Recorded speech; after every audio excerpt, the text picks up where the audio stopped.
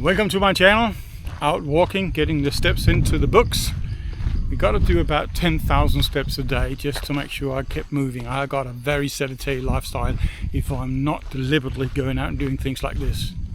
Today's topic is insurance, and it's mainly because it's a good story and because I know and I believe there might be somebody out there who might benefit from this kind of information. Just to make sure they don't fall into the same pitfalls that I have. If you have followed my channel, you know that every now and then I do mention my Ko-fi account, where if you do have $1 to spare, I am most appreciating it, the little support I can get, because I don't have the money to cover this journey on my own to the extent that I really would like to. And some might think, oh, it's because he doesn't have an insurance, so he's kind of self-inflicting, but that's not the case. And that's why I also make this video, just to make sure people understand, no, I have insurance and I've had full coverage for 10 years. But obviously, and it's with everything else I suppose to a certain degree when it comes to insurances, there are pitfalls, and that is what this video is also about. 10 years ago, a friend of mine, a colleague of mine, he suffered from heart issues, and he was a few years younger than me, and he had no insurance. He had no money in the bank, so it ended up costing him a lot of money.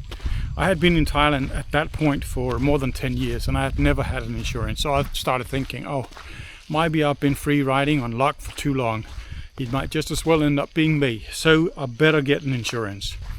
So I did, contacted the lady that came recommended. My wife and I, we met with her, and we got an insurance that covered me for 1 million baht per incident, and maximum 2 incidents a year. And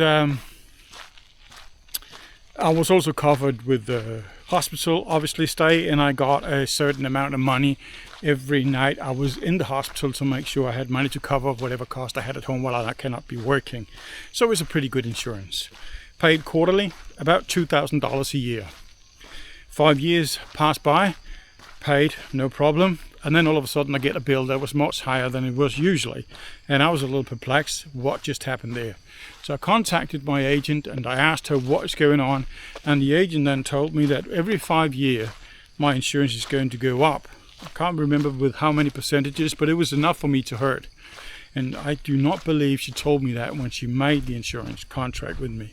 Now mind you, the contract is 100% in Thai, and while the numbers are in English, it is very tedious to sit and read 100 pages of insurance policy in Thai. I do speak fluent Thai, but I do not speak insurance Thai.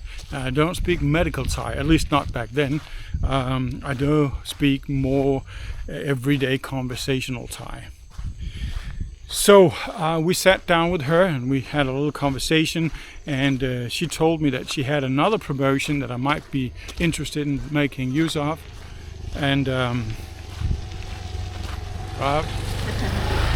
and that insurance was, I had to continue paying the $2,000, but after 5 years paying that, I would be down to about 60% of that amount, and that will then be the fixed amount for the rest of my life, basically until I'm 90 years old.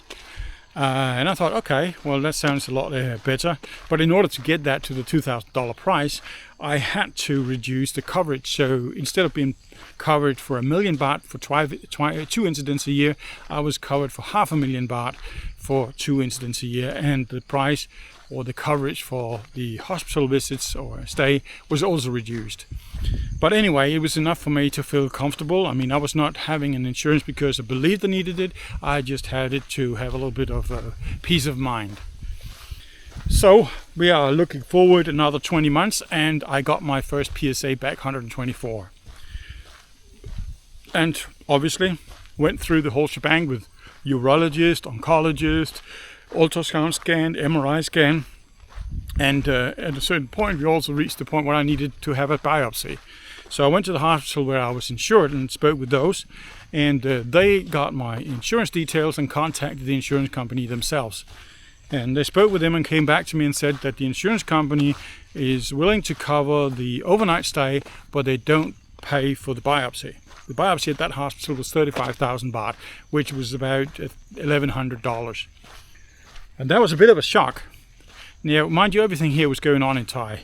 And what I got out of that conversation was that they do not cover anything outpatient, which is obvious because that was what I opted out of in the insurance policy because it was just too expensive, I thought. And I thought everything outpatient is just you hitting yourself with a hammer on your fingers or getting a nail up your foot or something small and simple that you can pay yourself.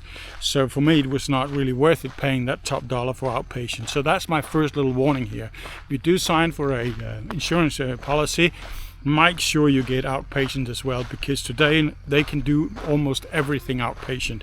They are so efficient and so good at it that you'll just end up paying everything yourself, which I am. Anyway, so because they did not want to pay the biopsy, I had to go shopping. And that was my luck, so I'm not really complaining about it, because in doing that I got contact with the hospital in Kongan, Sinakarin, and they advertised the biopsy for 8,000 to 10,000 baht, which was significantly cheaper than 35,000 baht. So I said yes. Long story short on that one, it's a scary story, and I'm sure I got it on my channel as a video itself, but the oncologist only got 3 cores, and I paid 3,500 baht total for it. So that was 10% of what the price of the private hospital was that I initially thought I should have it done with. And 3 cores, well, I'm happy, as some people might insinuate, or some people believe that biopsies spread cancer.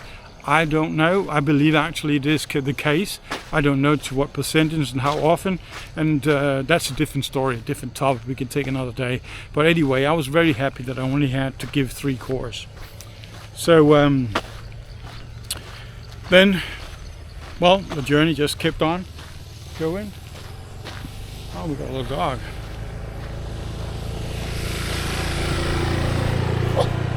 Bye. So we kept on at it, and we got a dog here wanted to pass, but he's afraid of me. So the years passed by. Everything I have done it on my own, by myself, paid everything out of pocket. And it's not that I wouldn't have had to do that anyway, because it is outpatient jobs, everything I've done. So obviously it had to be like that. But when I started the journey, I was also looking into surgery and radiation therapy and even chemotherapy, because I didn't know any better. And all of that was basically a no-go. Not so much because I didn't want it, because being ignorant, I actually wanted it all, but because it was way out of my price range when I hadn't got an insurance covering it. But then about a month ago, I started realizing, or 3 months ago actually, when I started bicalutamide, and I started looking into the adverse events of bicalutamide, I realized that if the insurance company were going to be a bit nasty with me, then they could just claim that every single problem that I had downstream with my health was contributed by the bicalutamide, or the treatment I have for cancer. Because one of the side effects, it could be man boobs, another one could be osteoporosis, and you could get cardiovascular issues, and there's a lot of things happening there. And now I've also started tamoxifen in order to mitigate some of the issues there is with bicalutamide, and so the whole range of issues you might end up having is really just going AWOL on me. And knowing that they don't pay anything cancer related, I thought, why then even pay for an insurance? So I was starting to look into maybe just get myself an accident insurance somewhere, and then just altogether skip it, as I'm closing in on the last date before my insurance actually dropped to the 60%, as I mentioned. But in that process, I also got curious as to what the insurance policy actually says to the letter. And now, after these many years, we have reached a time where you can actually use AI for that.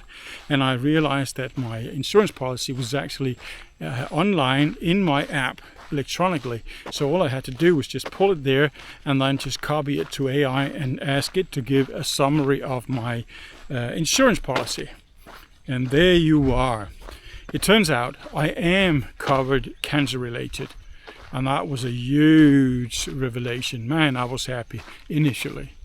The reason why they did not cover my biopsy was because it is normally an outpatient job, and I have opted out of outpatient solutions anyway, so obviously they had to turn that one down. But that was lost in translation. Fortunately, it was lost in translation, as I said, because that meant I didn't go for any of the devastating problems I otherwise could have done. But then there is actually a few issues. One of them, I passed it, and that's the fact that if the insurance company had a suspicion that I signed the contract knowing that I had cancer, and then just used that as a way to get money, then if they had made that revelation within 2 years of me signing the contract, then they could have cancelled all my insurance altogether, all of it void. And mind you, I got the PSA back at 124, which is after 20 months, so it was just shy of 2 years. But they have not made any complaints in that direction, and they were fully aware of it because they did turn down the biopsy. So my insurance is safe in those terms. But here's the catch now. Whether I'm actually covered or not rests on a question of whether I had cancer or not when I signed the contract.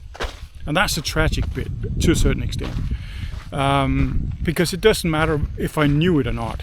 That clause has got nothing to do with my knowledge. It is purely a matter of, is it biologically plausible that I had cancer before I signed the contract? And if it was the case, or can be proven it is the case, then I'm not covered with anything cancer related. On the other hand, if it cannot be proven, they have to cover it all.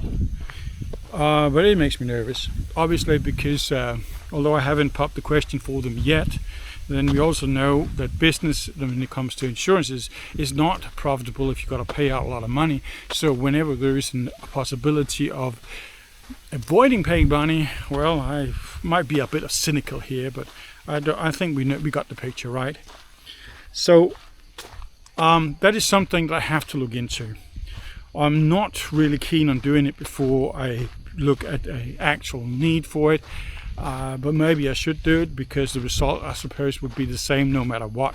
But earlier I do something about it, the earlier I'll have an answer. Because here's the thing, they actually also pay outpatient things if that outpatient work is in relation to anything inpatient. And that means, for instance, if I decide to say, okay, I want to reduce the cancer burden and do surgery. If they, in order to make the surgery a success, need a full PSMA PET scan, then if that scan is done, being an outpatient job, if it is done less than 30 days before the surgery, then it is covered by the insurance.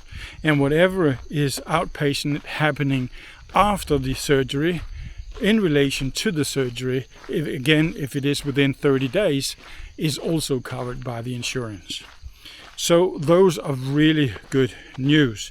It turns out that I'm much better covered than I thought, but because I cancelled my first insurance and then took the second one, then I might be in a problem. If I had continued the first insurance, then I wouldn't have had any problem because there is a 5-year limitation there.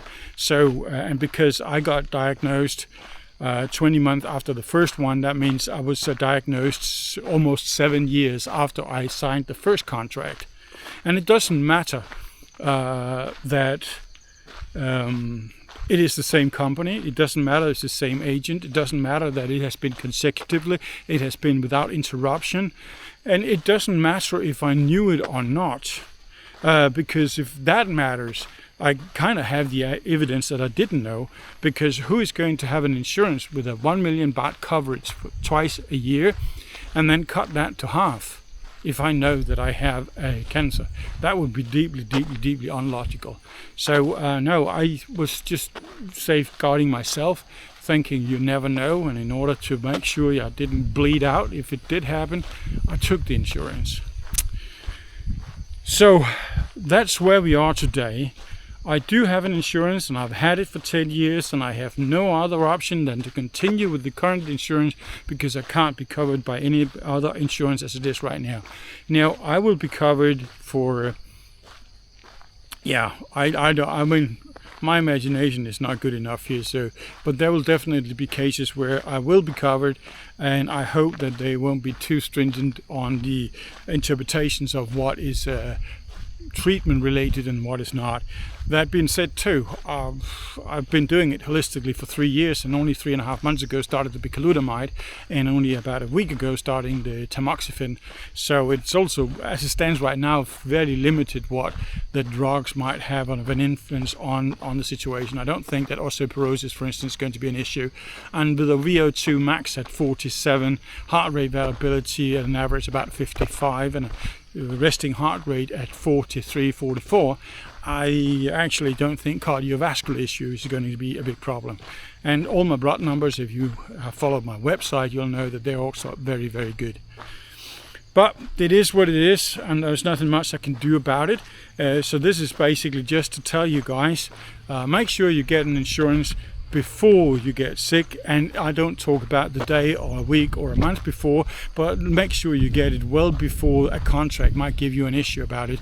And the current company that I'm in, they've got a 5-year limitation, so that's basically how far you probably should aim at, if you have any way of aiming at it, because we don't know when we get sick, do we? But the second one is, make sure you get outpatient coverage, unless you got a lot of money in the bank to can cover for whatever comes up, because outpatient work can be extremely expensive.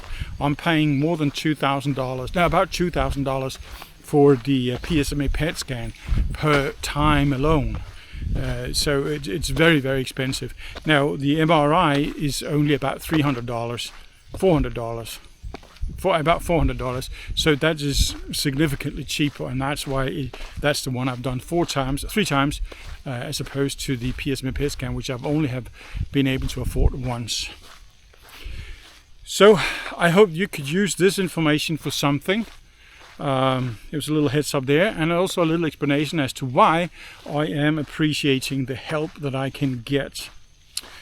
As always, until next time, stay happy and healthy.